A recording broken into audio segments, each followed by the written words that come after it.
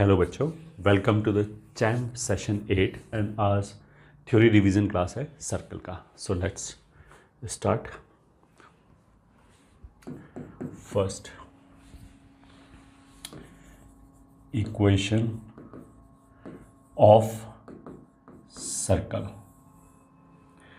उसके अंदर x minus alpha का whole square plus y minus beta का whole square is equals to are square. ये उस सर्कल का इक्वेशन है जिसका centre is alpha comma beta and radius is r। ये तो पहला हो गया। Second,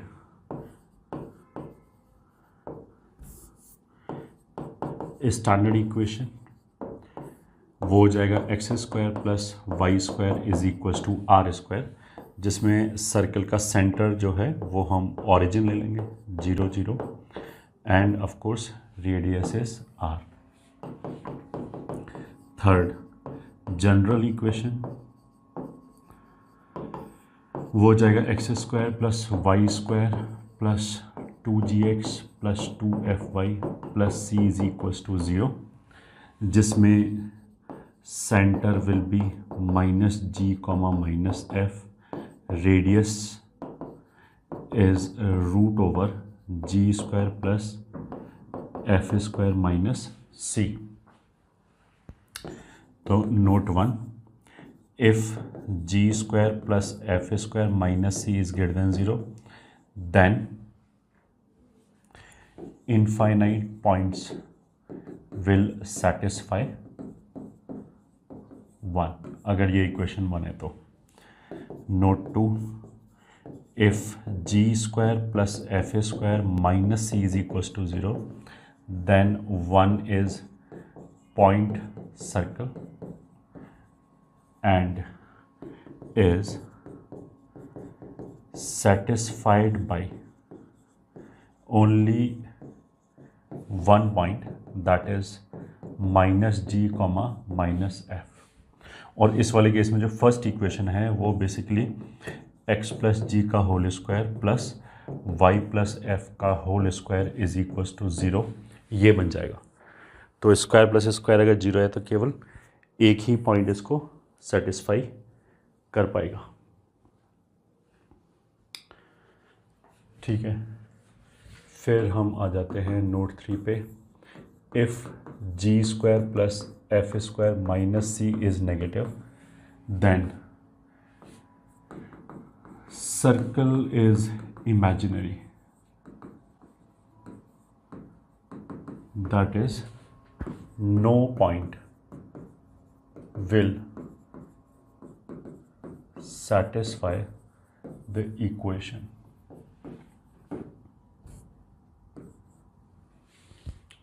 No point will satisfy the equation।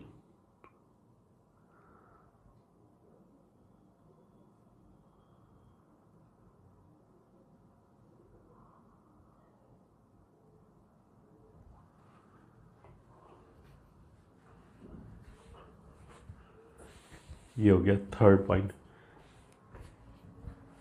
अब आ जाते हैं फोर्थ, डायमीट्रिक फॉर्म। इसके अंदर if a x1 comma y1 and b x2 comma y2 are ends of a diameter, then its equation can be given as। अगर मान लिया एक circle है जिसके एंड पॉइंट्स ऑफ डायमीटर दे रखा है, मान लिया ये A हो गया और ये B हो गया। इसके ऊपर अगर मैं कोई भी पॉइंट लिया P विच इज से x कॉमा y, तो ऑफ कोर्स ये 90 डिग्री एंगल होगा। This will be x2 comma y2 and this will be x1 comma y1। अब इस सर्कल का जो इक्वेशन है वो हम कई तरीके से लिख सकते हैं। तो उसमें फॉर्म 1 तो ये हो गया कि हम simply a p square plus b p square बराबर ए बी स्क्वायर लिखते हैं डिस्टेंस फॉर्मूला करके, मतलब एक्स माइनस एक्स वन का square y minus y one का square plus x minus x two का square plus y minus y two का square बराबर x one minus x two का whole square plus y one minus y two का whole square. एक तरीका ये हो गया। दूसरा तरीका सेंटर रेडियस निकाल सकते हैं, x minus x one plus x two by two, ये सेंटर का एक्स कोऑर्डिनेट हो जाएगा, ए बी का मिड पॉइंट। और ऐसे ही y minus y one plus y two by two का whole square is equals to distance formula x one minus x two का whole square plus y one minus y two का whole square divided by 4। ये basically हो गया A B upon two का whole square. ये दूसरा form हो गया। तीसरा फॉर्म हम ऑफ कोर्स क्या लिख सकते हैं कि slope of a p and b p का प्रोडक्ट -1 होगा, तो y minus y one upon x minus x one plus into y minus y two upon x minus x two is equals to -1। तो सबसे ज़्यादा popular यही form है, x minus x one x minus x two plus y minus y one y minus y two is equals to 0। या क्या? ठीक है, तो दोबारा एक बार इक्वेशन है x minus x one x minus x two plus y minus y one into y minus y two is equals to 0। अब इसके रिस्पेक्ट में हम क्या कर सकते हैं, note 1 is the smallest possible circle passing through points A and B। फिर note 2, 1 can be treated as sum of two quadratic equations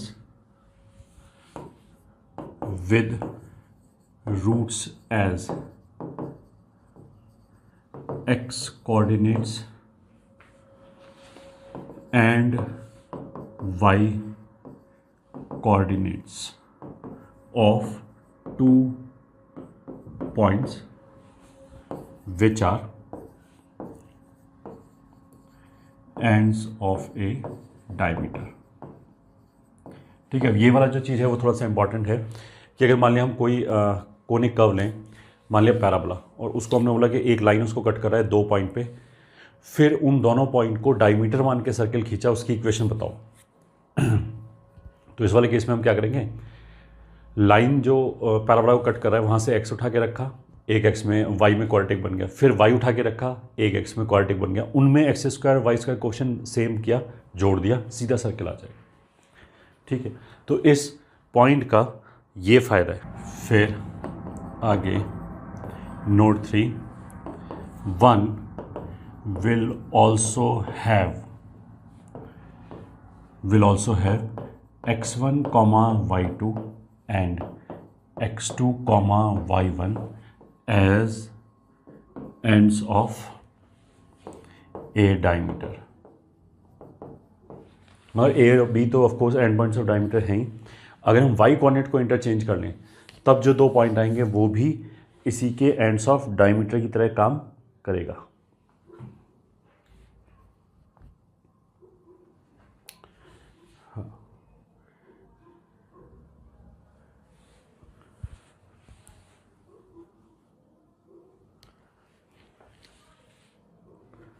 next point, parametric point on circle. अगर हमारा सर्कल है x square plus y square is equal to are square, तो इसके ये तो origin हो जाएगा, ये आर और ये थीटा, तो इसके ऊपर एक पॉइंट हम पी पैरामीट्रिक फॉर्म में कैसे ले सकते हैं, r cos theta comma r sine theta. और इसमें ये बताना जरूरी है where theta is parameter. And theta की जो वैल्यू है वो 0 से लेके 2 पाई तक जाएगा। एक तो ये हो गया। दूसरा, अगर मान लिया सर्किल का सेंटर एच के पे है, वाई माइनस के का होल स्क्वायर बराबर आर स्क्वायर, तो ये वाला पॉइंट हो जाएगा k h origin, y axis, x axis, horizontal से अगर एंगल थीटा बना रहे तो इस पॉइंट का कोऑर्डिनेट हो जाएगा h plus r cos theta, comma k plus r sine theta. वैसे h plus r cos theta इन k plus r sine theta, ये वाली चीज़ तो स्ट्रेट लाइन में भी आती है, बट स्ट्रेट लाइन में क्या होता है, वहाँ थीटा कांस्टेंट रहता है, आर चेंज होता है अलग अलग पॉइंट के लिए। तो अगर मैंने सर्किल पे अलग अलग पॉइंट्स लिए तो इस वाले केस में थीटा चेंज होगा, आर सेम रहेगा। तो जो चेंज होगा उसी को हम पैरामीटर बोलते हैं, वेयर थीटा इज पैरामीटर। फिर नेक्स्ट आ जाएगा position of a point with respect to circle.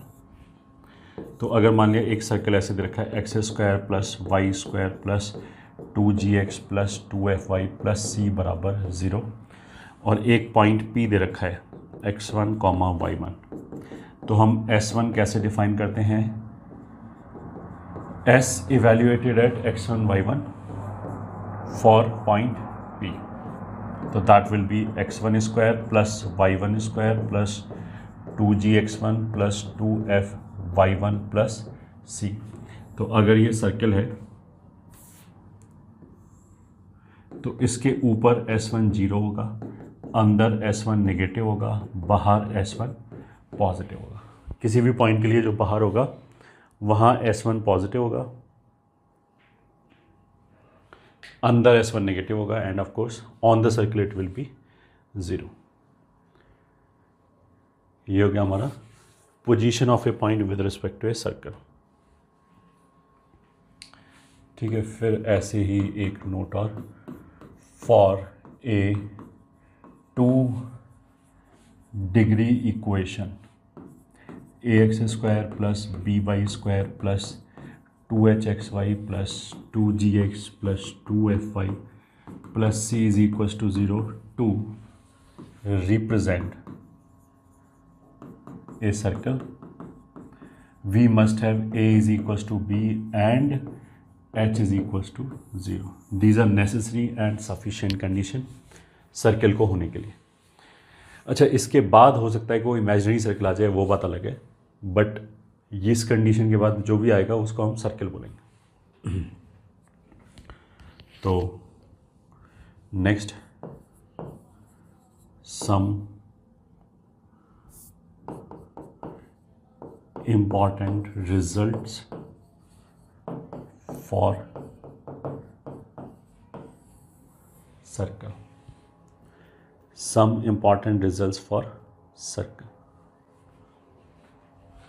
तो उसमें रिजल्ट 1 कि अगर मान लिया 2 कॉर्ड दे रखा है तो जो सेंटर के पास होगा वो बड़ा कॉर्ड होगा, chords nearer to center will be bigger and the biggest chord will be diameter। ये हो गया। फिर रिजल्ट 2, किसी भी सेंटर से अगर हमने किसी भी कॉर्ड पे परपेंडिकुलर ड्रॉप किया तो वो मिड पॉइंट पे जाके गिरेगा। Foot of perpendicular from centre to any cord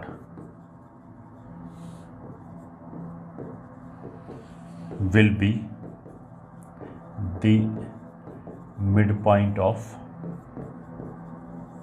cord. Mid point of chord का मतलब क्या है कि अगर मान लिया कॉर्ड का हमने परपेंडिकुलर बाइसेक्टर निकाला तो वो हमेशा सेंटर से पास करेगा। ठीक है, all normals to the circle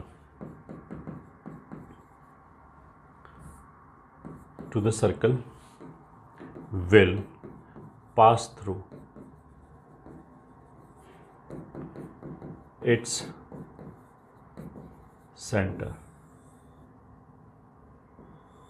ठीक है, ये मान लिया टेंजेंट हो गया, ये इसका सेंटर हो गया, ये 90 degree. Then result 4,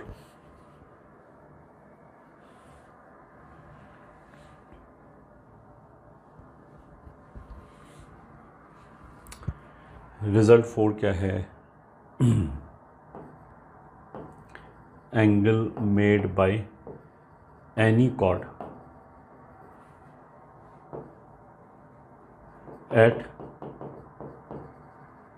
circumference will be constant।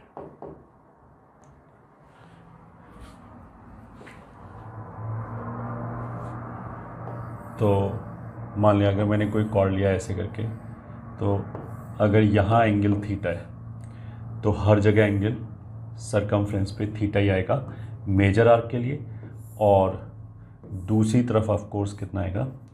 Pi minus theta. Centre पे जो एंगल आएगा वो डबल आएगा। तो अगर ये सेंटर है तो इधर 2 थीटा आ गया, इस थीटा का डबल, और अगर ये पाई माइनस थीटा है तो इधर पाई माइनस थीटा का डबल आ गया। So this is result 4, A B. And of course अगर डायमीटर है तो 90 डिग्री आएगा। रिजल्ट 5,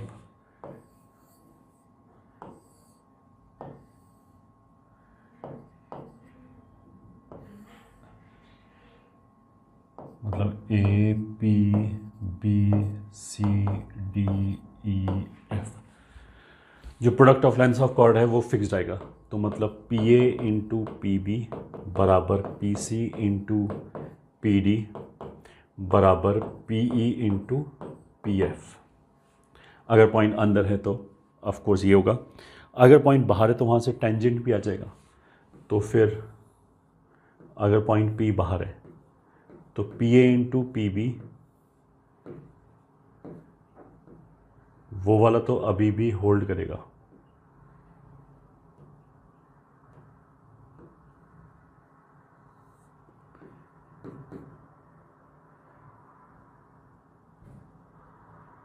ये मान लिया सी है, डी है, तो इसमें भी पी ए इंटू पी बी बराबर P C into P D, ये तो अभी भी होल्ड करेगा, साथ में एक पी टी स्क्वायर भी आ जाएगा। रिजल्ट 6, अगर मान लिया इसी सर्कल में ऐसे कोई हमने 2 कॉर्ड लिया, ये मान लिया पी ए बी डी। अब अगर देखो हम ऐसे ज्वाइन करें तो ये एंगल अगर थीटा है तो ये एंगल भी थीटा होगा ऑफ कोर्स। ठीक है, तो इस वाले ट्राइंगल में अब इस एंगल से देखो, मतलब ऐसे ट्राइंगल देखा p a d and p c d, इसमें ये दोनों एंगल थीटा हो गया। ये अगर अल्फ़ा है तो ये भी अल्फ़ा होगा, और ए सी को अगर मैं ज्वाइन कर दूं तो वो सरकमफ्रेंस पे इधर बीटा बना रहे तो इधर भी बीटा बनाएगा। तो उसका मतलब क्या है कि triangle P D A will be similar to triangle P B C. तो मतलब P D upon P B बराबर A D upon B C बराबर A P upon P C. तो यहाँ से वो रिज़ल्ट आ जाता है कि पी ए इंटू पी बी बराबर P C into P D. यहाँ पर ये डायग्राम तो हमने ये समझाने के लिए बनाए कि ये एक सिमिलर ट्राइंगल्स होंगे। रिज़ल्ट 7, अगर हमने किसी भी पॉइंट बाहर से कॉर्ड खींचा सॉरी ऐसे टेंजेंट खींचा टी और मान लिया T2, तो इन दोनों को ज्वाइन करने वाली जो लाइन है this is called chord of contact, पहला चीज। दूसरा, अगर हमने इसको सेंटर से ज्वाइन किया तो ये इक्वल एंगल होगा, मतलब पॉइंट पी को अगर मैंने सेंटर से ज्वाइन किया तो ये दोनों टेंजेंट का एंगुलर बाइसेक्टर होगा। एंड PT1 बराबर PT2, PC will be perpendicular to T1 T2 and PC will be angular bisector of angle T1P T2। ये रिजल्ट हो गया। रिजल्ट 8, अगर हमने कोई भी कॉर्ड लिया, इसके एक पॉइंट से हमने ऐसे टेंजेंट ड्रॉ किया, मान लिया AB, तो ये कॉर्ड इस टेंजेंट के साथ जितना एंगल बनाएगा थीटा उतना ही ऑल्टरनेट सेगमेंट मतलब दूसरी वाली साइड पे ये एंगल बनाएगा थीटा।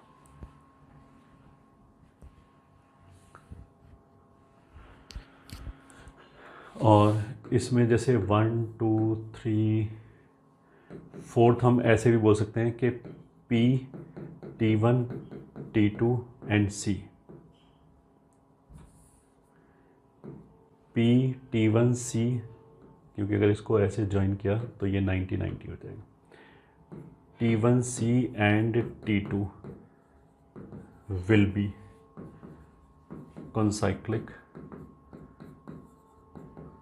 Concyclic points.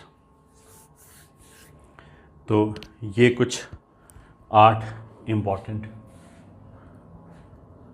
रिजल्ट्स हो गए।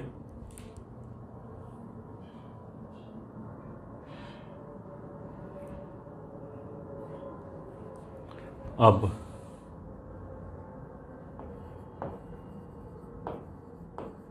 सम results in circle using geometry. फिर उसमें रिजल्ट 1, एक सर्कल है,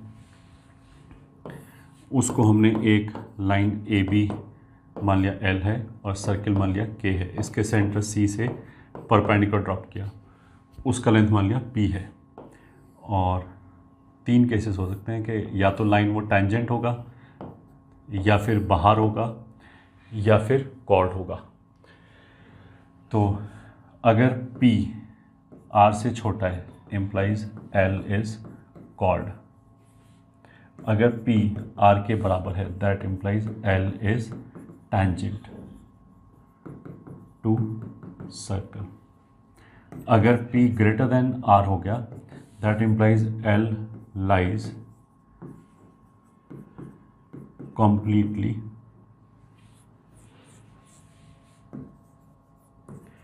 outside the circle। ये हो गया, ठीक है। तो P is equals to R is called tangency condition.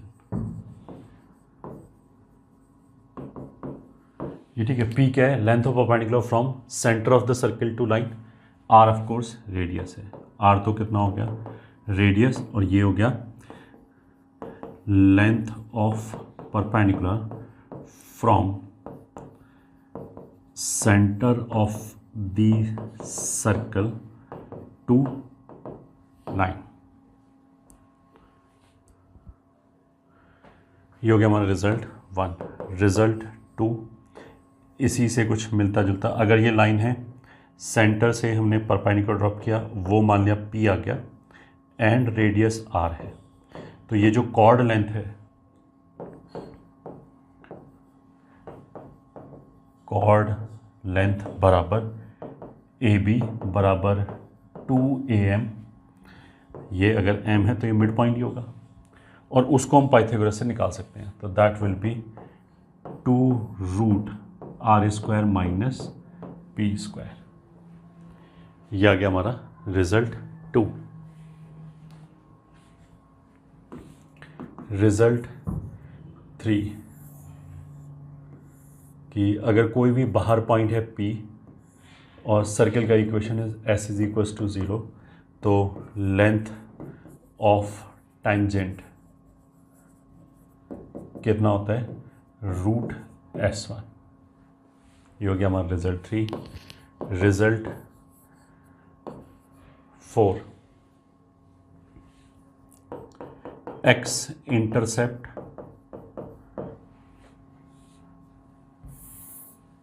या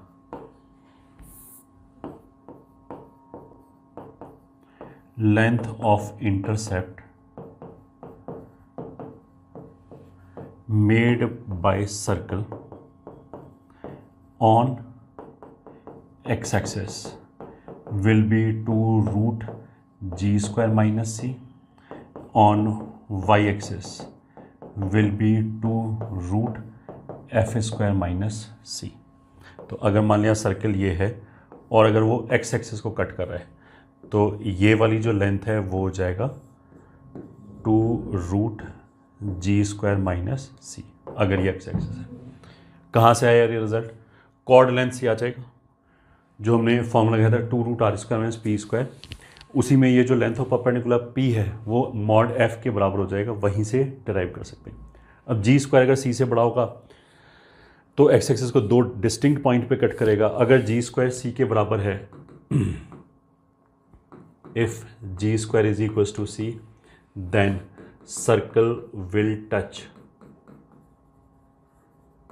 x एक्सिस। ऐसे ही अगर इफ F² बराबर C, then circle will touch y axis. ये हो गया, ठीक है। Result 5, locus of midpoint of chords which make angle theta at center will be a concentric circle with radius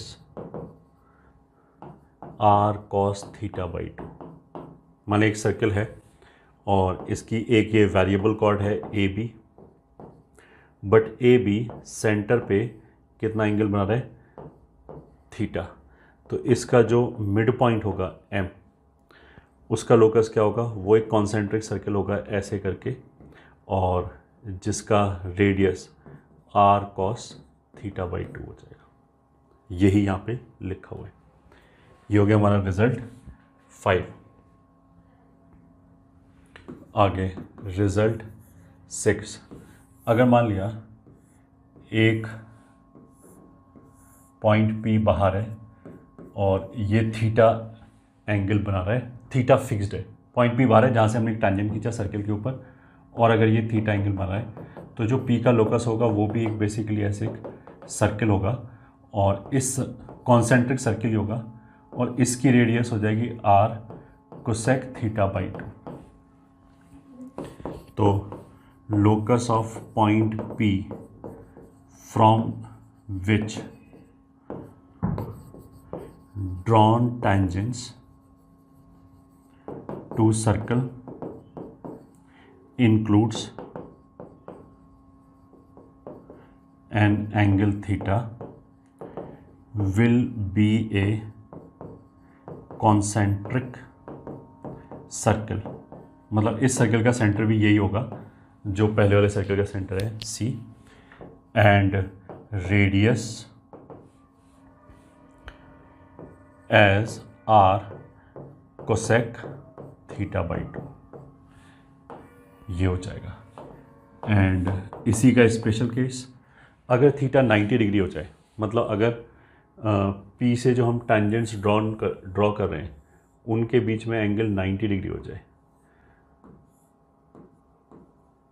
ठीक है, तो हम P के लोकस को डायरेक्टर सर्कल बोलते हैं। If angle between tangents if angle between tangents drawn from P to a circle is 90 degree, then locus of P is called director circle, ठीक है।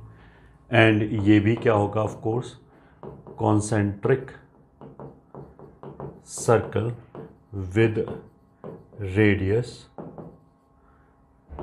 √2r। तो अगर ये सर्कल है और इसकी अपनी रेडियस r है तो ये √2r हो जाएगा और ये भी एक सर्कल पे लाई करेगा। और ये जो डायरेक्टर सर्कल है इसको हम ऐसे ही बोल सकते हैं, it is locus of point of intersection of perpendicular tangents. मतलब ये जो परपेंडिकुलर टेंजेंट्स हैं उनके पॉइंट ऑफ इंटरसेक्शन का लोकस है, ऐसे भी बोल सकते हैं। ये हो गया हमारा रिजल्ट 6।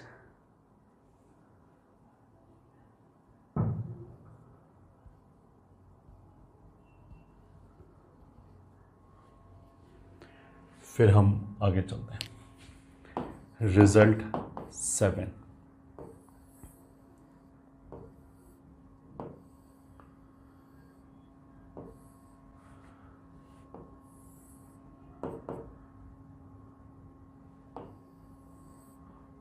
एक मान लिया पॉइंट P है और उससे हमने 2 टेंजेंट्स खींचा, पॉइंट ऑफ कांटेक्ट A और B है, सेंटर C है, और यहाँ से मान लिया परपेंडिकुलर ड्रॉप किया, ये परपेंडिकुलर ड्रॉप किया, ये R हो गया, ये मान लिया L हो गया। तो इससे रिलेटेड भी कुछ रिजल्ट्स निकाल सकते हैं।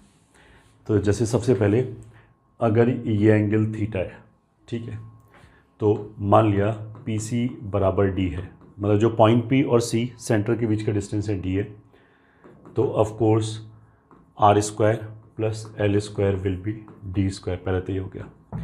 दूसरा L जो हो जाएगा वो √S1 हो जाएगा, तो अगर पॉइंट P पता है तो √S1 तुरंत कैलकुलेट हो जाएगा, लेंथ ऑफ टेंजेंट। तीसरा sine theta will be equals to, वो हो जाएगा R upon hypotenuse, R upon √R² plus L², and cos theta will be L upon √R² plus L², ठीक है। Fourth length of chord of contact, मतलब we are talking about AB। तो देखो ये theta, ये 90, ये 91 थीटा, तो ये थीटा हो जाएगा। तो अब इस ट्राइंगल में ये बेस हो जाएगा और ये हाइपोटेन्यूस है, तो ये कितना हो जाएगा 2R cos थीटा, तो that is equals to 2RL upon √R² plus L², ये हो जाएगा। फिर फिफ्थ अगर हम एरिया की बात करें PACB, तो that will B R into L। Sixth अगर हम एरिया की बात करें ट्राइंगल PAB, ट्राइंगल PAB क्या है, triangle formed by tangents and chord of contact, उसकी बात करें तो that will B L³ R upon R² plus L²। Seventh अगर हम एरिया ऑफ ट्राइंगल ABC की बात करें तो that will B LR³ upon R² plus L², ये आ जाएगा। 8 ये पहले बोल दिया कि PACB आर कंसाइक्लिक पॉइंट्स, ठीक है। और सर्किल जो होगा concyclic points with PC as diameter. तो मतलब क्वेश्चन में हम ऐसे बोलते हैं कि हमने एक ट्राइंगल बनाया टेंजेंट से एंड कॉर्ड ऑफ कॉन्टैक्ट से, मतलब ट्राइंगल PAB, उसके सर्कम सर्कल का इक्वेशन बताओ। तो PAB का जो सर्कम सर्कल होगा वो C से भी पास करेगा। तो ये चीज़ याद रखनी है, क्योंकि अगर PA की B की बात करेगा तो हमें C याद ही नहीं आएगा। और अगर हमें ये समझ में आए कि ये चारों पॉइंट कॉन्साइक्लिक है और पी सी उसका डायमीटर है, तो सेंटर सी पता है, पी पता है, डायमीट्रिक फॉर्म में एक लाइन में उसका इक्वेशन आ जाएगा। इसके आगे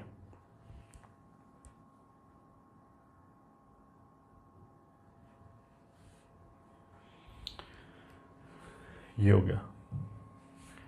उसके बाद finding equation of circle if 3 points on it are given. अगर सर्किल के ऊपर 3 पॉइंट रखें, equation of circle passing through x i comma y i and i बराबर 1 2 3 can be given as. Method 1 हो गया, assume equation as x square plus y square plus 2gx plus 2fy plus c is equal to 0। फिर उसमें satisfy 3 points and solve for GFC। ठीक है, method 2 हो जाएगा, find 2 perpendicular bisectors of AB and AC। कोई भी, जैसे अगर 3 पॉइंट ABC हैं तो किसी भी 2 साइड के परपेंडिकुलर बाइसेक्टर निकाल लिए, solve them to find circumcentre. मान लिया सर्कम सेंटर K है, फाइंड K का डिस्टेंस A से, बिकॉज वो रेडियस होगा। रेडियस आ गया, सेंटर आ गया, तो इक्वेशन आ जाएगा। ये मेथड 2 हो गया। मेथड 3 हम ऐसे बोल सकते हैं कि let equation as x minus x1 x minus x2 plus y minus y1 y minus y2 plus lambda times xy1 x1 y1 1 x2 y2 1 is equals to 0। अब इसमें केवल एक अननोन है, lambda. Put x3 y3 to find lambda. ठीक है, x3 y3 इस पे लाई कर रहा है। ये बेसिकली फैमिली और सर्किल से आ गया। ठीक है, फिर मेथड 4 डायरेक्टली बोल सकते हैं कि जो इक्वेशन ऑफ सर्किल है वो यही है, x square plus y square x y 1 x square plus y square x square plus y square x square plus y square x x x y y y 1 1 1 equals to 0। तो आ जाएगा 1 1 2 2 3 3। इस determinant को 4/4 के determinant को open कर लो, जो भी इस डिटर्मिनेंट की वैल्यू आएगी, ये ठीक है, वो सीधा सीधा आ जाएगी equation. Next is family of circles. ठीक है, केस 1, अगर एक सर्कल दे रखा है s बराबर 0, एक लाइन दे रखी है l बराबर 0, तो इनके पॉइंट ऑफ इंटरसेक्शन से पास करने वाले ऐसे इन्फाइनाइट सर्कल्स हो जाएंगे। ऐसे करके इन सब सर्कलों का इक्वेशन हम कैसे लिख सकते हैं, s प्लस लैम्डा एल बराबर 0। ये पहला केस हो गया। केस 2, अगर मान लिया 2 सर्कल दे रखा है s1 बराबर 0 एंड एक दूसरा दे रखा है s2 बराबर 0, तो इसमें पहली बात तो देखो, इनकी जो कॉमन कॉर्ड होगी इसका इक्वेशन हो जाएगा s1 माइनस s2 बराबर 0, और बाकी इनके पॉइंट ऑफ इंटरसेक्शन से पास करने वाले किसी भी सर्कल का इक्वेशन आ जाएगा s1 प्लस लैम्डा s2 बराबर 0। अगर लैम्डा -1 है तब तो ये सर्कल नहीं, तब तो ये लाइन आ जाएगी कॉमन कॉर्ड। ठीक है, कॉमन कॉर्ड मतलब कॉर्ड जो कॉमन हो, तो ऑफकोर्स ये दोनों की ही कॉर्ड है, तो ये क्या हो गया, कॉमन कॉर्ड।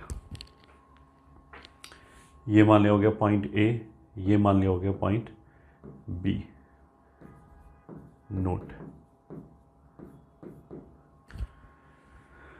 नोट क्या होगा कि फ्रॉम 1, मान लिया ये इक्वेशन 1 है, circle S2 can not be obtained, can not be obtained. मतलब अगर मैंने बोला कि S1 और S2 के पॉइंट ऑफ इंटरसेक्शन से एक सर्कल पास कर रहा है, the moment I said we can assume equation of the circle as S1 plus lambda S2। But अगर हमने उसके बाद उस सर्कल की कोई और प्रॉपर्टी दी लैम्डा निकालने के लिए, अगर वो प्रॉपर्टी S2 पे ही फिट बैठ रहा है, वो S2 का ही प्रॉपर्टी है, तो यहाँ से एब्सर्ड रिलेशन आ जाएगा क्योंकि ये वाला पार्ट खत्म हो जाएगा। ठीक है, तो इसलिए यहाँ से S2 नहीं मिलेगा और बाकी सब कुछ मिल जाएगा। Note 2, the maximum possible length of common chord will be diameter of the smaller circle। ये हो जाएगा। फिर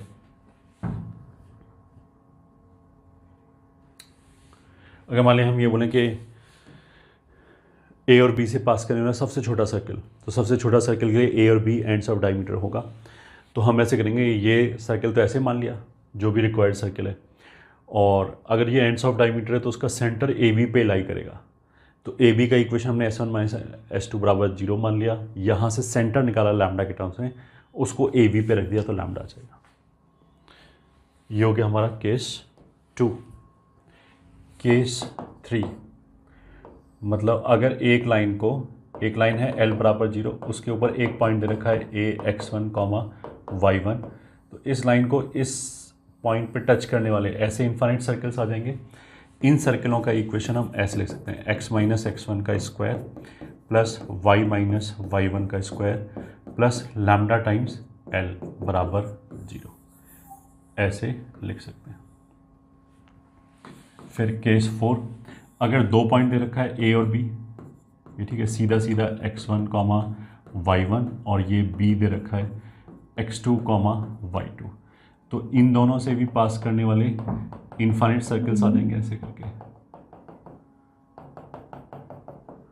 तो इस सर्कल का इक्वेशन कैसे लिखेंगे, वो ऐसे लिखेंगे, x minus x1, x minus x2 plus y minus y1 into y minus y2 plus lambda times xy1, x1 y1 1, x2 y2 1 is equals to 0।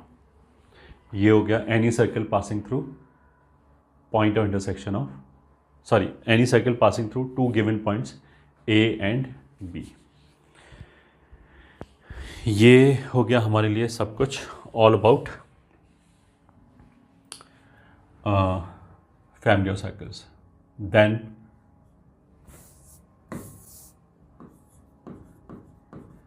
general result for conic। अब मान लें कोई भी कोनिक की 2 डिग्री इक्वेशन दे रखा है, b y square plus 2hxy plus 2gx plus 2fy plus c बराबर 0। अब ये भले ही सर्कल हो, पैराबोला हो, इलिप्स हो, हाइपरबोला, सबके लिए ये वैलिड है। वी डिफाइन, ठीक है, लेट कोनिक के and point P x1, y1 are given, then we define S is equals to जो भी 2 डिग्री एक्सप्रेशन है as it is, plus 2hxy plus 2gx plus 2fy plus c। ठीक है, S तो हो गया कि जो भी कर्व का इक्वेशन है उसमें 0 को एक तरफ किया, बाकी सब दूसरी तरफ जो 2 डिग्री इक्वेशन है, कोने के तो 2 डिग्री इक्वेशन हो गई, उसको हम कैपिटल S से डिनोट करेंगे। इसका पॉइंट P से कोई लेना देना नहीं है। अच्छा, पॉइंट P क्या है, कोई भी पॉइंट हो सकता है, कहीं पे भी, कर्व के ऊपर, बाहर, अंदर, कुछ भी हो सकता है। बस जब भी मैंने बोला कि P के लिए T क्या होगा, तो वो डिफाइन किया जा रहा है कि उसका मतलब क्या है। तो फॉर पॉइंट P S1 का मतलब क्या होगा, एस को ही हमने x1 y1 पे इवेल्यूएट कर दिया, तो मतलब ये ऐसे ही आ जाएगा ax1 plus by1 square plus 2hx1y1 plus 2gx1 plus 2fy1 plus c।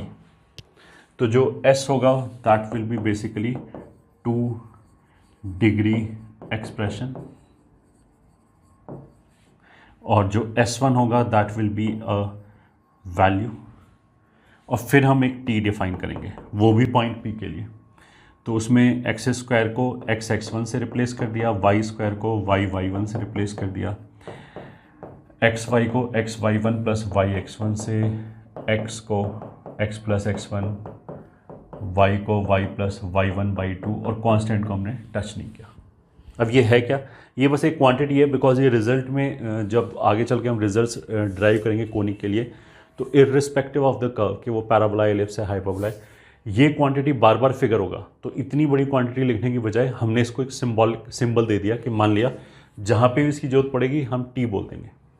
अच्छा, ये टी आया कैसे है, x square is replaced by x1, y square is replaced by y1, x is replaced by x, या xy is replaced by xy1 plus yx1/2, x is replaced by x plus x1/2, y is replaced by y plus y1/2, constant को बस constant से replace किया, ये हो गया। ठीक है, अभी मतलब ये तो हमने बस ऐसे कुछ सिंबल डिफाइन किए हैं। अब रिजल्ट्स आएंगे।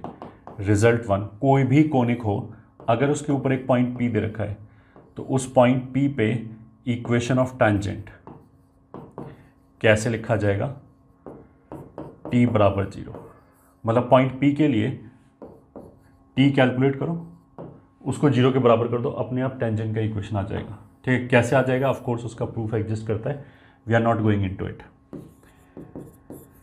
ठीक है, वैसे तो टेंजेंट का इक्वेशन डिफरेंशिएट करके भी लिख सकते हैं हम, dy/dx वगैरह निकाल के, बट अगर कोनिक है तो हम उसको ऐसे लिखेंगे t = 0, it will be a very fast method, बहुत जल्दी आ जाएगा। अगर पॉइंट P बाहर लाई कर रहा है, ठीक है, तो वहां से कोनिक के ऊपर, ये कोनिक है, ये मतलब कोनिक है s बराबर 0, तो ये कुछ भी हो सकता है, पैराबोला, एलिप्स, हाइपरबोला, सर्कल, सबके लिए वैलिड है। अगर पॉइंट P बाहर लाई कर रहा है तो वहां से 2 टेंजेंट खींच सकते हैं और उसका एक कॉर्ड ऑफ कॉन्टैक्ट आ जाएगा। तो equation of chord of contact मतलब AB, वो इस वाले केस में t बराबर 0 हो जाएगा। अगेन फॉर P का मतलब क्या है कि अगर P के कोऑर्डिनेट्स मेरे को पता है तो फिर मैंने कर्व का इक्वेशन से t कैलकुलेट किया, उसको अगर मैंने 0 कर दिया तो अगर वो पॉइंट P कर्व के ऊपर लाई कर रहा होता तब तो टेंजेंट का इक्वेशन आता, बट अगर कर्व के बाहर लाई कर रहा है तो इस लाइन AB का इक्वेशन आ जाएगा, which is called chord of contact. And दूसरा क्या है, joint equation of pair of tangents, first ये, सेकंड ये, joint equation of pair of tangents मतलब PA एक टेंजेंट ये हो गया एंड PB दूसरा टेंजेंट ये हो गया, इन दोनों का जॉइंट इक्वेशन कैसे आ जाएगा, S1 बराबर t², ये आ जाएगा। Joint equation will be S1 बराबर t²। फिर रिजल्ट 3 क्या है, अगर मान लें कोनिक दे रखा है, उसके अंदर कोई भी एक पॉइंट दिया, इस पॉइंट से इनफाइनाइट कॉर्ड्स पास हो जाएगा, ठीक है, बट केवल एक कॉर्ड ऐसा होगा इन जनरल जो उस पॉइंट पे बाइसेक्ट हो रहा होगा, तो उस कॉर्ड का इक्वेशन हम कैसे निकालेंगे, t = S1, ये ठीक है, और t और S1 दोनों ही किसके रिस्पेक्ट में कैलकुलेट करेंगे, विद रिस्पेक्ट टू P, मतलब ये वाला जो पॉइंट दे रखा है x1, y1, this is equation of chord bisected at point P। अब अगर ये बाई चांस जैसे सर्कल है और पॉइंट P सेंटर हो जाए, तो अगर पॉइंट पी सेंटर हो गया तब तो क्या होगा कि हर कॉर्ड उस पर बाइसेक्ट होगा, तो फिर कोई यूनिकनेस नहीं आएगी कि एक ही कॉर्ड आएगा। तो उस वाले केस में बेसिकली ये जो t बराबर s1 इक्वेशन है ये 0 बराबर 0 दे देगा। ठीक है, बाकी सारे केसेस में वही अपने आप को वही कॉर्ड आएगी जो वहाँ पे बाइसेक्ट हो रहा होगा। ये हो गया result 3। Result 4 is pole and polar. अगर मान लिया कोई भी कोनिक दे रखा है, अब एक लाइन दे रखा है L और एक कोनिक दे रखा है K। इस लाइन के ऊपर अगर मैंने कोई भी एक वेरिएबल पॉइंट लिया P और वहाँ से टेंजेंस ड्रॉ किया, ठीक है, तो उसका कॉर्ड ऑफ कांटेक्ट आएगा। फिर मान लिया मैंने कोई दूसरा पॉइंट लिया और वहाँ से टेंजेंस ड्रॉ किया ऐसे करके, उसका कोई दूसरा कॉर्ड ऑफ कांटेक्ट आएगा। ये सभी कॉर्ड ऑफ कांटेक्ट एक फिक्स्ड पॉइंट से पास करेगा F, that is called pole of this line. ठीक है, तो इसको हम लिखेंगे say if tangents are drawn from a point on given line L to a conic, then the corresponding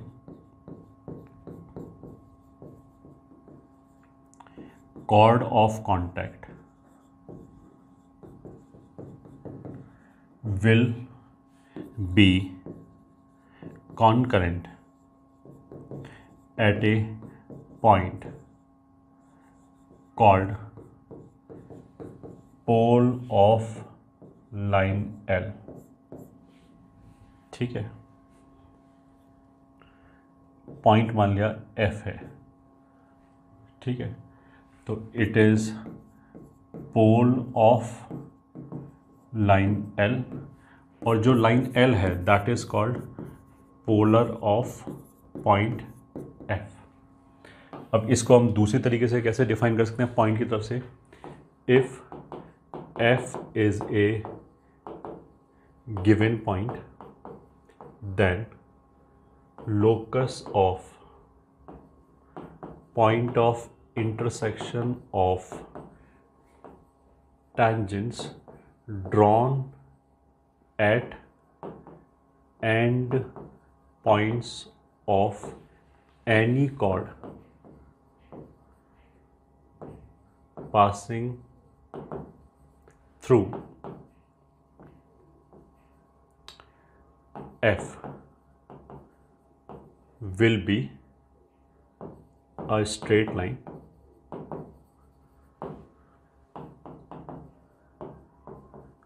called polar of F।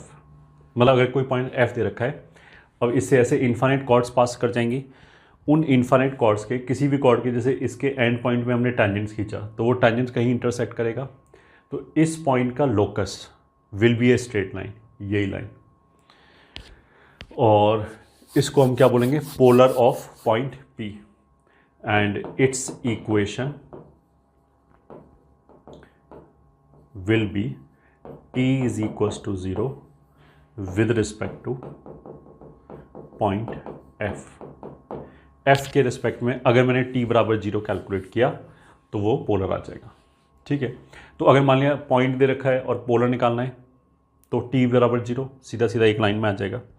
अगर line दे रखा है और फिर ये पॉइंट निकालना है तो फिर आसान तरीका क्या है कि हम इस पॉइंट को मानेंगे h, k, फिर उसके लिए t बराबर 0 लिखा, पोलर का इक्वेशन, और उस लाइन को इसके साथ कंपेयर कर लिया h, k निकालने के लिए। तो नोट क्या है, if L is given then to find F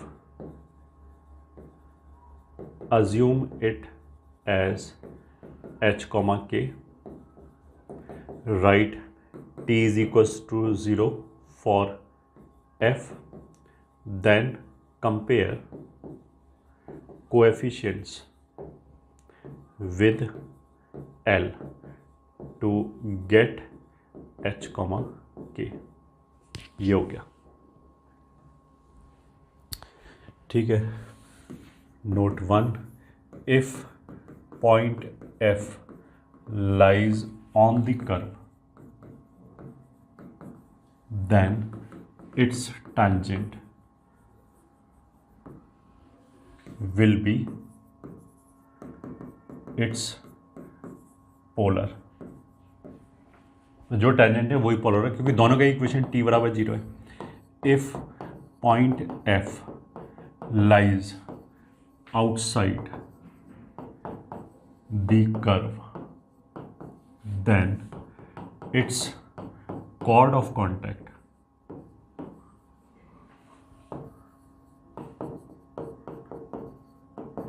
will be its polar।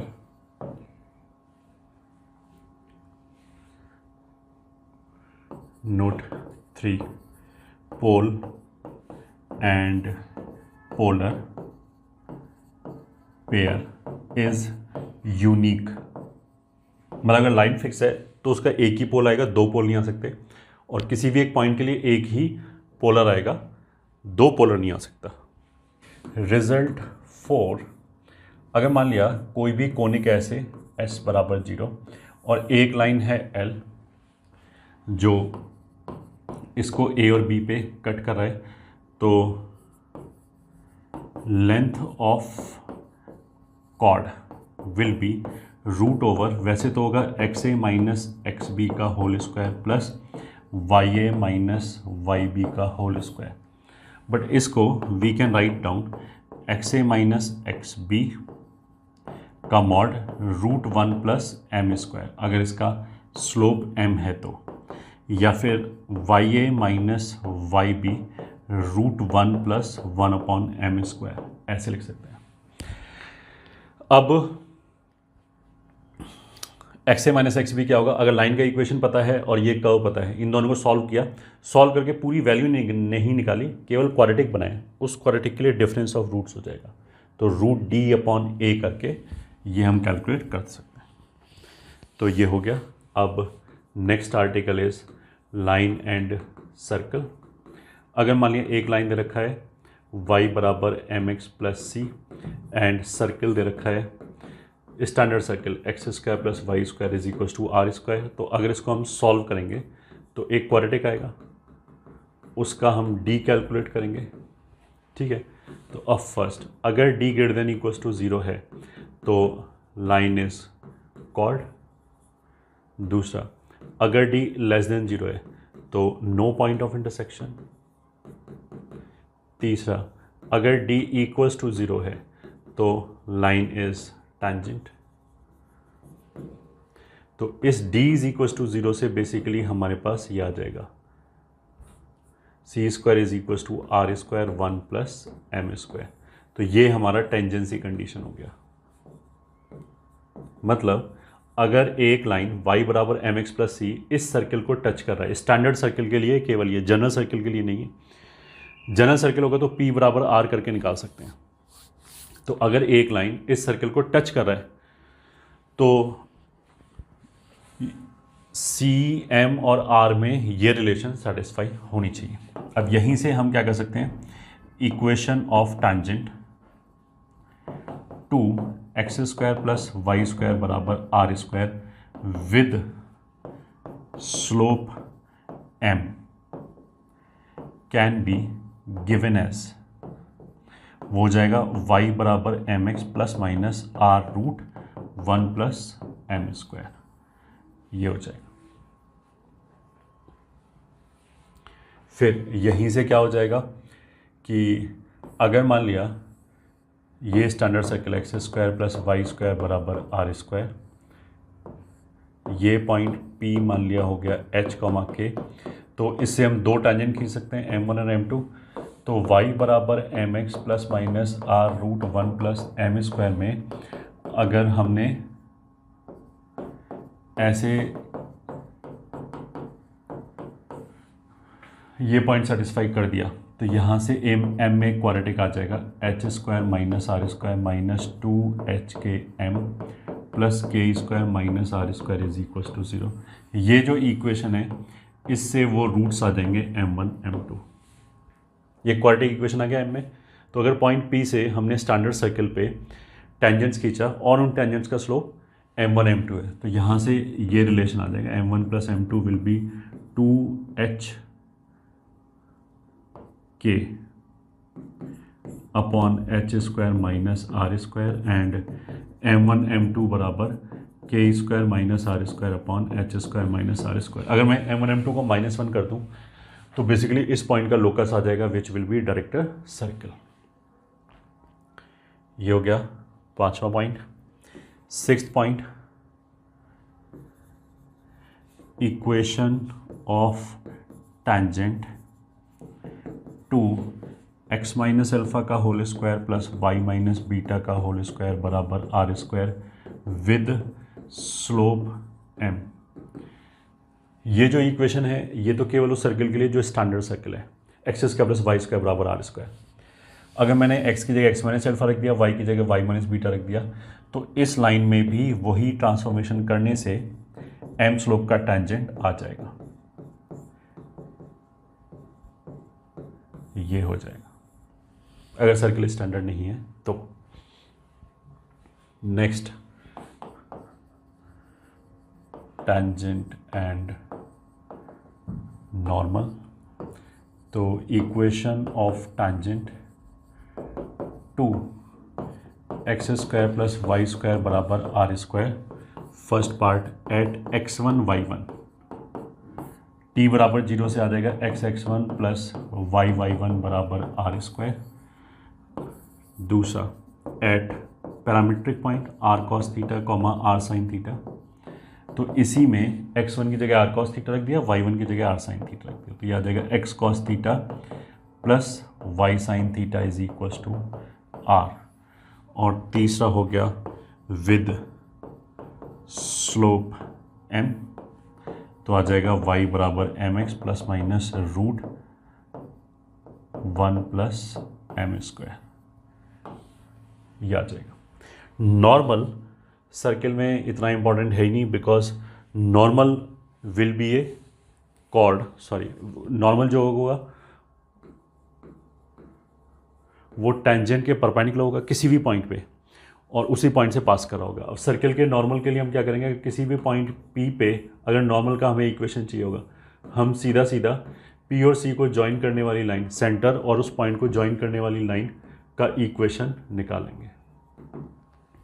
ठीक है, बस। अच्छा, अगर टेंजेंट का इक्वेशन ये मेरे को पता लग जाए कुछ भी कि ये टेंजेंट है इस सर्कल का, और फिर हम बोलें कि किस पॉइंट पे टेंजेंट है, ये निकालना है। For normal at P find line joining P and centre, बस खत्म। ठीक है, note, if a tangent is given then to find point of contact। ठीक है, अगर मान लें एक टेंजेंट की इक्वेशन मेरे को पता है बट पॉइंट ऑफ कांटेक्ट नहीं पता, तो हम क्या क्या कर सकते हैं। मेथड 1, लेट x1 y1, ये ठीक है, फिर right t is equals to 0, then compare कि मान लिया जो पॉइंट ऑफ कांटेक्ट है वो x1 y1 है, तो उस पर टेंजेंट का equation t is equals to 0 आना चाहिए। अब जो लाइन दे रखी है उसके साथ कंपेयर कर लिया, वैसे ऐसे करेंगे नहीं। Method 2, find foot of perpendicular from centre to line. तो अगर सेंटर से हम फुट ऑफ परपेंडिकुलर निकालें तो वो पॉइंट ऑफ कांटेक्ट ही आ जाएगा। या फिर हम ऐसे भी कर सकते हैं, सॉल्व टेंजेंट एंड नॉर्मल। अगर मेरे को टेंजेंट पता है तो नॉर्मल का स्लोप पता लग गया, प्लस अगर मैं सेंटर को यूज़ करूं तो नॉर्मल का इक्वेशन आ जाएगा। अब नॉर्मल का इक्वेशन आ जाए तो नॉर्मल और टेंजेंट को सॉल्व कर लो तो पॉइंट ऑफ कांटेक्ट हमारा आ जाएगा। फिर कॉमन टेंजेंट्स। पहली बार तो कॉमन टेंजेंट कितने प्रकार का होता है, तो वो 2 प्रकार का होता है। इसको हम बोलेंगे डायरेक्ट कॉमन टेंजेंट और इसको हम क्या बोलेंगे, ट्रांसवर्स कॉमन टेंजेंट। इसके लिए जो सेंटर्स हैं आर ऑन ऑपोजिट साइड्स और इसके लिए centres are on same side. मतलब जो सर्किल के सेंटर्स हैं वो डायरेक्ट कॉमन टेंजेंट या बोलेंगे DCT, वो सेम साइड पे है। और ट्रांसवर्स के लिए क्या है, एक अगर इधर है तो दूसरा उधर है, दूसरी साइड है। ठीक है। अब मान लिया केस 1, अगर सर्किल ऐसे दूर दूर हैं, मतलब C1 C2 is greater then R1 plus R2, इसकी radius R1 R2 implies no point of intersection. ठीक है। और इस वाले केस में 4 कॉमन टेंजेंट हो जाएगा, उसमें से 2 DCT प्लस 2 TCT, ऐसे हो जाएगा। फिर केस 2, अगर सर्किल ऐसे टच कर जाए तो एक DCT, दूसरी DCT और एक TCT आ जाएगा। इसमें तो बेसिकली चारों आ जाएंगे ऐसे करके। फिर ये भी आ जाएगा एंड ये भी आ जाएगा। इसमें क्या होगा, अगर C1 C2 बराबर R1 प्लस R2 हो जाए, C1 C2 R1 R2, तो दिस इम्प्लाइज एक्सटर्नल टच।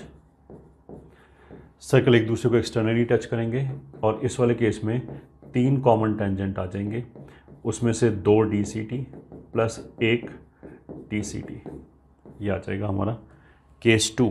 फिर हम दोनों को और पास लेके आए केस 3, तो सर्कल ऐसे इंटरसेक्ट करेंगे, इसमें केवल 2 कॉमन टेंजेंट आएगा, C1 C2। तो अगर C1 C2 R1 plus R2 से छोटा हो जाए बट R1 माइनस R2 से बड़ा रहे, तो इस वाले केस में 2 डिस्टिंक्ट पॉइंट्स ऑफ इंटरसेक्शन और इस वाले केस में 2 common tangent, both DCT, direct common tangent. फिर उसके बाद केस 4, और सेंटर्स के बीच का डिस्टेंस कम किया तो केवल एक टेंजेंट आएगा, C1 C2, ये हो गया R2, ये हो गया R1। तो अगर C1 C2 is equal to R1 minus R2 का मॉड, तो ये हो गया इंटरनली टच करेगा, इंटरनल कॉन्टैक्ट, एंड इसमें एक कॉमन टेंजेंट और वो डायरेक्ट कॉमन टेंजेंट होगा। डायरेक्ट क्यों होगा, क्योंकि सेंटर सेम साइड पे है। ठीक है। फिर केस 5, अगर एक सर्कल ऐसे दूसरा सर्कल ऐसे हो जाए, C2 C1, तो अगर C1 C2 R1 minus R2 से भी छोटा हो जाए, implies no point of intersection, one circle will lie completely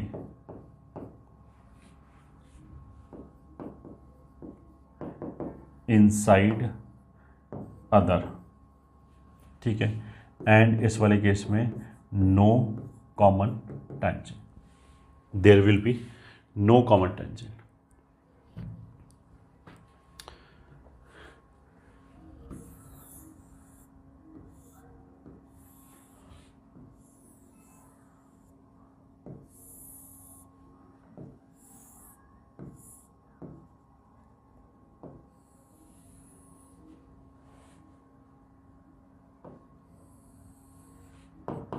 मान लिया C1 ये परपेंडिकुलर R1, ये C2, ये R2, थीटा थीटा P, ये क्या है? This is point of intersection of DCTs।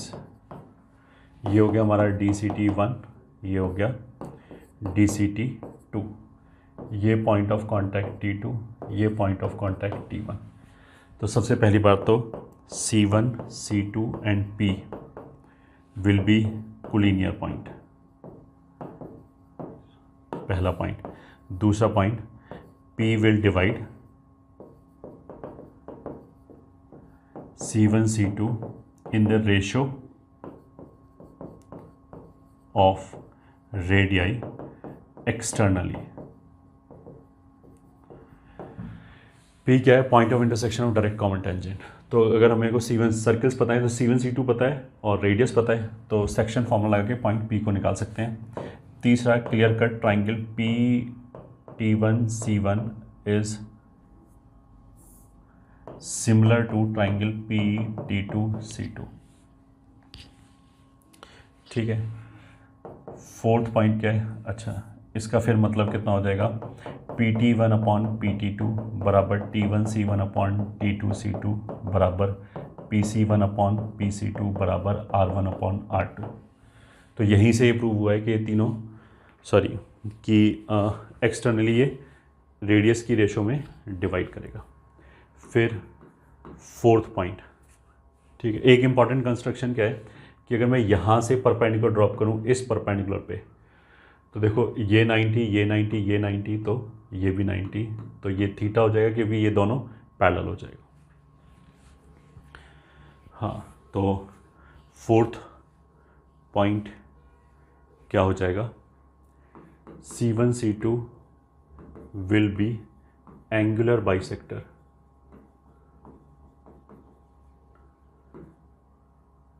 Of angle included between tangents। Fifth, angle between tangents बराबर 2 theta, और थीटा यहाँ से देख सकते हो ये जो डिस्टेंस है वो बेसिकली R1 माइनस R2 आ जाएगी। तो साइन थीटा अगर लिखोगे तो R1 difference R2 upon C1 C2 ये हो जाएगा। Sixth, length of direct common tangent बराबर T1 T2 बराबर ये वाला पॉइंट अगर n है तो C2 n which will be root C1 C2 का whole square minus R1 minus R2 का होल स्क्वायर। ये हो गया। नोट 1, अगर मान लिया ये एक दूसरे को एक्सटर्नली टच कर रहा है तो फिर लेंथ ऑफ T1 T2 कितनी हो जाएगी? डायरेक्ट कॉमन टेंजेंट अभी हमने बताया था C1 C2 का square minus R1 minus R2 का स्क्वायर। तो अगर एक्सटर्नली टच कर रहा है तो C1 C2 हो जाएगा R1 प्लस R2 का square minus R1 minus R2 का स्क्वायर, तो that will be 2 root R1 R2। अगर एक दूसरे को एक्सटर्नली टच कर रहा है सर्किल तो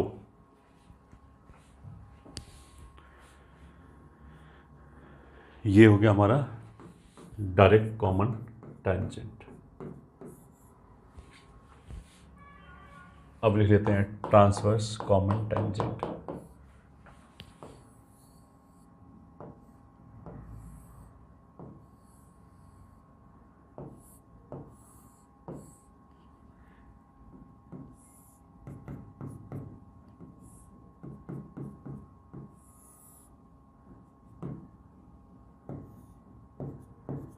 R1 एंड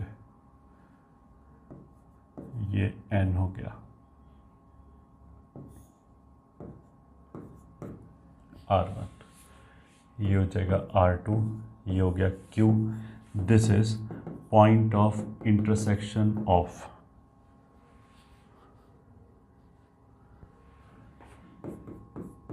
DCTs। और ये पॉइंट मान लिया हमने T1, ये पॉइंट मान लिया T2। तो पहला पॉइंट तो वही C1 Q C2 will be collinear. दूसरा Q विल डिवाइड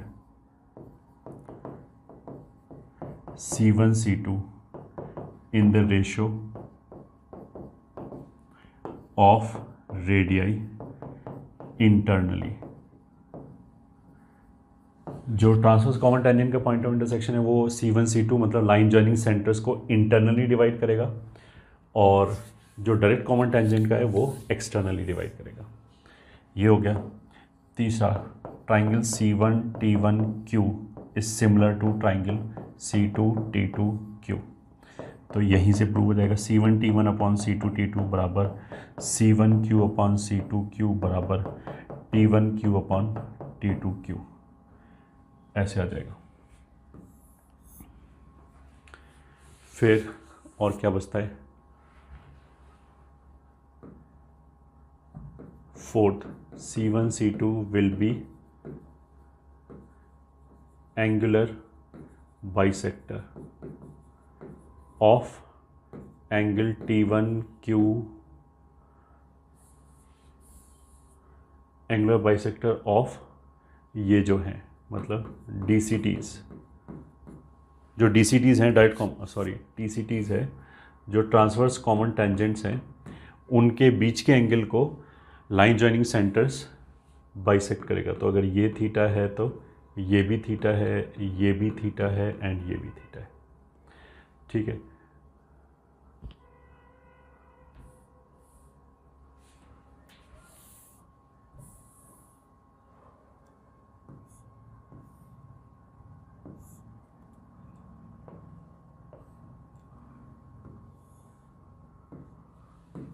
हाँ, ये अगेन वही इम्पॉर्टेंट कंस्ट्रक्शन कि हमने ट्रांसवर्स कॉमन टेंजेंट मतलब ये हो गया TCT1, ये हो गया TCT2 के ऊपर परपेंडिकुलर ड्रॉप किया, ये फिर उस परपेंडिकुलर पे दूसरे सेंटर से परपेंडिकुलर ड्रॉप किया।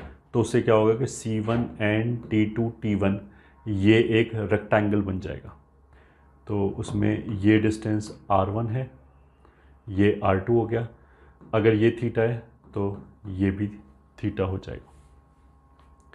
तो फिफ्थ पॉइंट क्या होगा? Angle between transverse common tangents will be 2 theta will be 2। इस ट्राइंगल में ये हो जाएगा sine inverse R1 plus R2 upon C1 C2।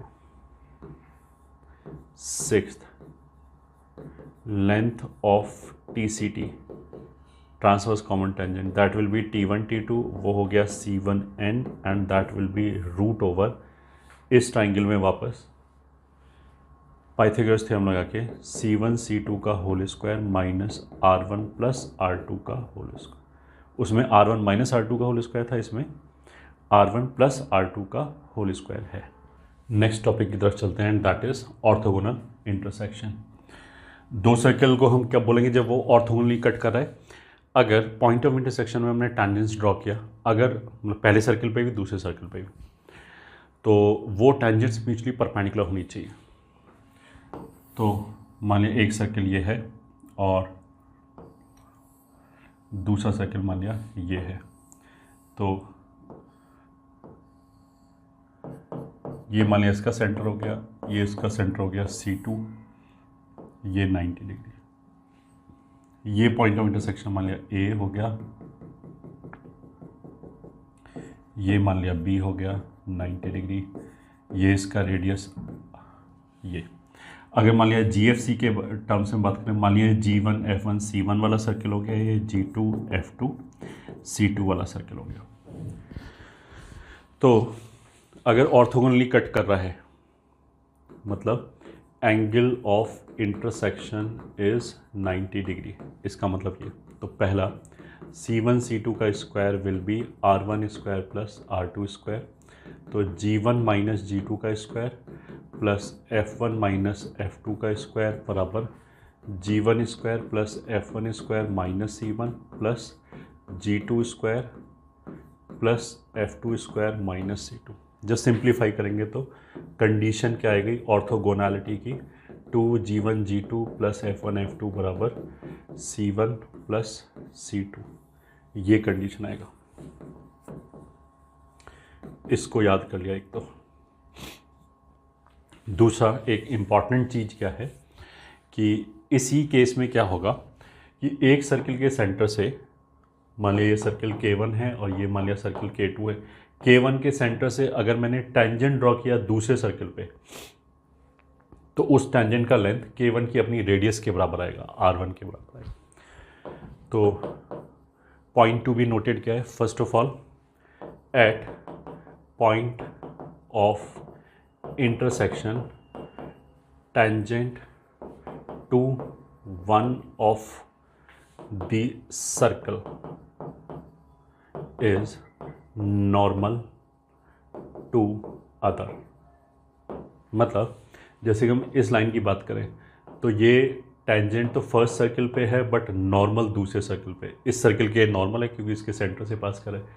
ऐसे ये टेंजेंट इस वाले सर्किल पे K2 पे और ये पहले वाले का नॉर्मल है, बस ये लिखा है अभी तक। Note two, in orthogonal intersection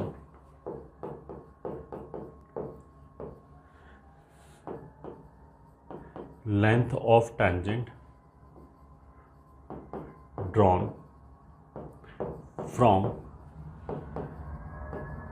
center of one of the circles, ठीक है, say K1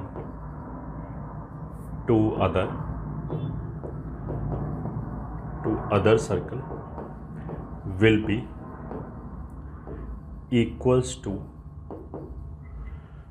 its own radius।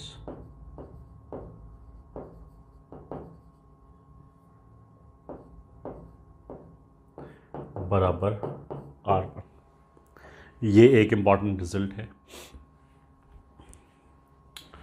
बस ये हो गया हमारा ऑर्थोगोनल इंटरसेक्शन। नेक्स्ट आ जाएगा radical axis of two circles is, radical axis of two circles is locus of a point which has equal power with respect to both circles.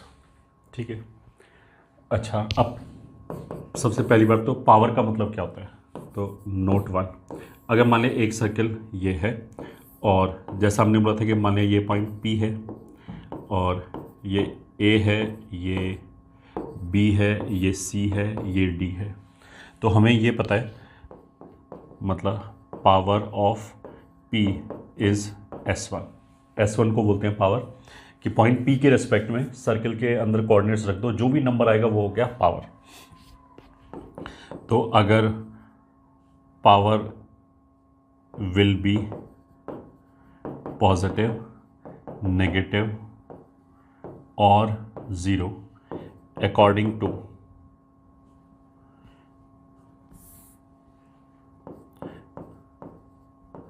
Power will be positive, negative और zero according to point being outside, inside और on the circle. एक चीज़ तो ये हो गया। दूसरा देखो, हमने बोला था PA इंटू PB बराबर PC इंटू PD होता है, ठीक है, और कोई तीसरी कॉर्ड खींच ले तो PE इंटू PF भी हो जाएगा, बट ये होता किस क्वांटिटी के बराबर है, तो वो S1 के बराबर होता है। मतलब पॉइंट P को अगर मैंने सर्किल की इक्वेशन में रखा, ऑफकोर्स एक्स स्क्वायर क्वोशंट 1 बनाएंगे, उसके बाद जो नंबर आएगा वो बेसिकली वही नंबर आएगा जो इनकी लेंथ का प्रोडक्ट आएगा, ठीक है। अच्छा, ये डायरेक्टली ऐसे लिखना सही नहीं है, क्यों? क्योंकि अगर पॉइंट P अंदर है तो S1 नेगेटिव होगा और ये डिस्टेंसेस है, तो इसलिए हमने मॉड लगा दिया। नोट 2, अगर मान लिया पॉइंट P बाहर होता, ठीक है, मान लिया पॉइंट P ये होता, तो वहाँ से टेंजेंट भी खिंच जाएगा, ये A है, ये B है, ये C है और ये D है। तो यहाँ पे भी PA इंटू PB बराबर PC इंटू PD बराबर PT स्क्वायर बराबर mod S1 which is S1, क्योंकि अगर पॉइंट P बाहर है तो S1 नेगेटिव होगा। इस वाले केस में जो S1 होगा वो माइनस S1 होगा, क्योंकि S1 नेगेटिव होगा तो minus of that will be positive. तो ऐसे करके आ जाएगा। ये तो हो गया हमारा लिटिल बैकग्राउंड। अब रेडिकल एक्सिस क्या हमने बोला, दो सर्कल के रिस्पेक्ट में रेडिकल एक्सिस जो होगा वो उस पॉइंट का लोकस होगा जो दोनों का, जिस पॉइंट के लिए दोनों की पावर बराबर होगी। अब पावर क्या है, S1, तो दोनों के लिए S1 बराबर होना चाहिए। तो अगर मान लें एक सर्कल ये है K1 और एक सर्कल ये है K2, C1 C2, इसकी इक्वेशन मान लिया S1 बराबर 0, इसकी इक्वेशन मान लिया S2 बराबर 0। तो जो रेडिकल एक्सिस होगी, रेडिकल एक्सिस ऑफ S1 बराबर 0 एंड S2 बराबर 0 will be the line S1 minus S2 बराबर 0, फर्स्ट पॉइंट। सेकेंड, मतलब इक्वेशन में से घटा दो। अब इक्वेशन, पहली इक्वेशन में से दूसरी इक्वेशन घटा दिया तो x square y square cancel हो जाएगा, केवल लीनियर टर्म बचेगा। तो वहाँ से हमें क्या पता लगा कि radical axis will be line perpendicular to line joining centres. ठीक है, तो जो C1 C2 को ज्वाइन कर रहा है उसके परपेंडिकुलर होगा। Third, radical axis will be common chord if circles are intersecting. ठीक है, तो अगर मान लिया दोनों सर्कल इंटरसेक्ट कर रहे हैं तो ये जो लाइन है ये हमारा क्या हो जाएगा, रेडिकल एक्सिस, और इसका इक्वेशन S1 माइनस S2 बराबर 0, और यही कॉमन कॉर्ड भी हो गया। ठीक है। फोर्थ, अगर सर्कल्स एक्सटर्नली टच कर रहा है एक दूसरे को तो जो रेडिकल एक्सिस होगी ये, ठीक है, it will also be common tangent, ये ठीक है, एट कॉमन पॉइंट। अब ये क्या लिखा हमने, कॉमन पॉइंट। कॉमन टेंजेंट तो ये भी है, अगर मैं ऐसे एक लाइन खींचूं डायरेक्ट कॉमन टेंजेंट वो भी है, बट उसका इक्वेशन तो नहीं होगा ये S1 माइनस S2 बराबर 0। ये तो जो कॉमन पॉइंट है इन दोनों सर्कल का, उस पर जो टेंजेंट आएगा वही कॉमन पॉइंट होगा। ठीक है, और ऑफ कोर्स ऐसे होगा तो ये भी रेडिकल एक्सिस भी है and this is also common tangent. ये हो गया हमारा फिफ्थ पॉइंट। अब सिक्स्थ पॉइंट, एक सर्कल दूसरा सर्कल, ये मान लिया गया हमारी रेडिकल एक्सिस। तो radical axis of two circles, ये ठीक है, हमेशा ही एग्जिस्ट करेगा, always exist except when circles are concentric. अगर कॉन्सेंट्रिक सर्कल होगा तो x square plus y square plus 2gx plus 2fy यहाँ तक दोनों में सेम होगा। अगर यहाँ तक दोनों में सेम होगा तो कैंसिल हो जाएगा, तो एब्सर्ड रिजल्ट आएगा। बाकी रेडिकल एक्सिस हमेशा एग्जिस्ट करेगा। ठीक है। Seventh, any point on radical axis will either lie inside both circles or outside both circles। ठीक है, तो मतलब अगर एक सर्कल ये है और दूसरा सर्कल ये है तो रेडिकल एक्सिस बाहर ही होगा। क्यों? अंदर ऐसे कट नहीं कर सकता। कट करने से क्या होगा, जैसे मान लिया मैंने बोला कि ये है, तो ये रेडिकल एक्सिस नहीं हो सकता, क्योंकि इस पे अगर मैंने कोई भी पॉइंट लिया तो एक सर्कल के अंदर है, दूसरे के बाहर है, और इसने क्या बोला, ऐसा हो ही नहीं सकता। क्यों नहीं हो सकता? वरना क्या होगा कि एक सर्कल के लिए पॉजिटिव आ जाएगा और दूसरे सर्कल के लिए पावर नेगेटिव आ जाएगा। नेगेटिव नंबर और पॉजिटिव नंबर का भी बराबर हो नहीं सकता, तो ऐसा हो ही नहीं सकता। फिर 8th, अगर रेडिकल एक्सिस पे हमने कोई भी पॉइंट लिया जो दोनों सर्कल के बाहर है, तो वहाँ से इक्वल लेंथ का टेंजेंट खिंच जाएगा। P, ये मान लिया T1 है, ये T2 है, और ये रेडिकल एक्सिस है, तो ये मान लिया L1 है और ये L2 है, तो L1 बराबर L2। कोई भी पॉइंट रेडिकल एक्सिस पे लिया जो दोनों सर्कल के बाहर है, ठीक है, तो वहाँ से इक्वल लेंथ का टेंजेंट खिंच जाएगा। और इसी को यूज़ हम करके हम क्या बोल सकते हैं, radical axis will bisect common tangents. तो जैसे मान लिया ये सर्कल्स है और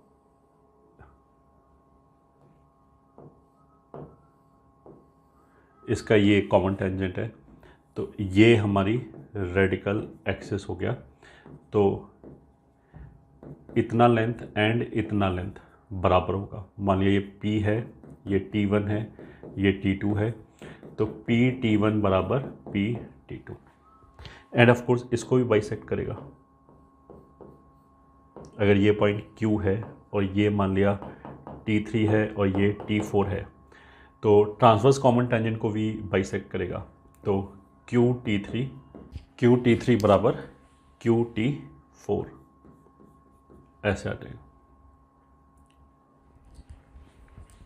फिर 10th point, if a circle, ये ठीक है, of course variable intersect two given circles orthogonally, then locus of its center will be radical axis of given circles।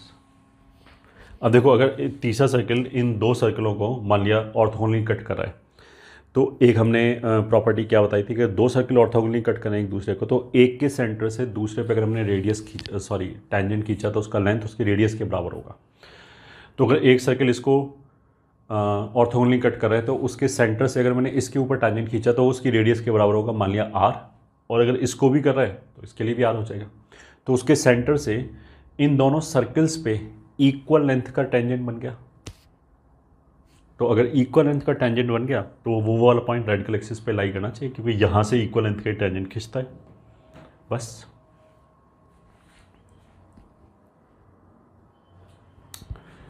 Now 11th, radical axis of 3 circles, ये ठीक है, in pair will be कॉनकरेंट at a point called radical center। तो मान लिया अगर 3 circle हैं, 1, 2 और मान लिया 3, तो इसके सेंटर्स को ज्वाइन करने वाली लाइन मान लिया ये है। ये मान लिया हो गया C1, C2, C3। तो 1 और 2 का मान लिया रेडिकल एक्सिस ये है, ये हो गया रेडिकल एक्सिस फॉर 1 एंड 2। 2 और 3 का मान लिया ये है, ये हो गया रेडिकल एक्सिस 1 एंड 3। 2 और 3 का जो रेडिकल एक्सिस है वो इसी पॉइंट से पास करेगा, रेडिकल एक्सिस फॉर 2 एंड 3। तो ये जो पॉइंट है हमारा K, ये हमारा हो गया रेडिकल सेंटर। ठीक है, अगर रेडिकल सेंटर तीनों सर्कल्स के बाहर लाई करता है, मतलब पहले तो तीनों कॉन्करेंट क्यों होगा, क्योंकि ऑफ कोर्स इस लाइन का इक्वेशन हो गया S1 माइनस S2, इसका हो गया S1 माइनस S3, और इन दोनों घटाएंगे तो ये वाली लाइन आ जाएगी तीसरी वाली S2 माइनस S3। तो S1 प्लस लैम्डा S2 वाली L1 प्लस लैम्डा L2 वाली फॉर्म से तीनों कॉन्करेंट लाइन्स हो गया, ऐसे प्रूव हो गया रेडिकल सेंटर। अच्छा, अगर तीनों लाइन कॉन्सेंट्रिक हो, सॉरी तीनों सर्कल अगर के सेंटर अगर कोलिनियर हो जाए तो रेडिकल सेंटर नहीं आएगा। ठीक है, तो note 1, if centres of 3 circles are collinear, then radical center will not exist। एक पॉइंट तो ये हो गया। दूसरा note 2, if radical center lies outside all 3 circles, then it is the only point from where tangent of equal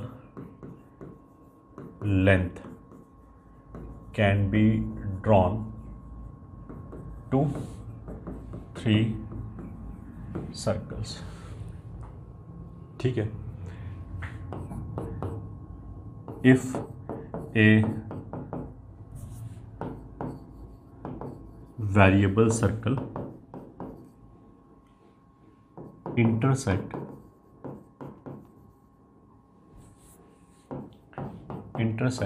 3 given circles orthogonally, then its center, variable circle मान लिया k, मतलब k का सेंटर जो होगा will be radical centre of 3 circles. और अगर हमें k का रेडियस चाहिए होगा तो पहले हम रेडिकल सेंटर निकाल सकते हैं। रेडिकल सेंटर निकालना बहुत आसान हो जाएगा। S1 माइनस S2 बराबर 0 एक लाइन आ गया, S2 माइनस S3 बराबर 0 दूसरा लाइन आ गया। इन दोनों लाइन को सॉल्व कर लो, जो पॉइंट आएगा वो रेडिकल सेंटर हो गया, वो हमारे सर्किल k का सेंटर हो गया। अब इस सेंटर से, इस पॉइंट से किसी भी सर्किल पे हम लेंथ ऑफ टैंजेंट निकाल लें, वो हमारा k का रेडियस हो जाएगा। For radius of k find length of tangent from its center to any of the given circles। किसी भी सर्किल पे निकालो वो उसका सेंटर हो, किसी भी सर्किल के रेस्पेक्ट में लेंथ ऑफ टैंजेंट निकालो वो उसका रेडियस हो जाएगा।